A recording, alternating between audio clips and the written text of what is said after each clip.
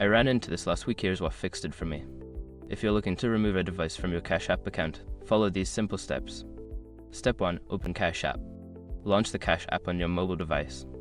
Make sure you are logged into the account associated with the device you want to remove. Step 2. Access account settings. Tap on your profile icon located in the upper right corner of the home screen. This will take you to your account settings. Step 3. Navigate to Security Settings. Scroll down and select the Privacy and Security option. Here, you will find settings related to device management. Step 4. Manage Devices. Look for the Manage Devices section.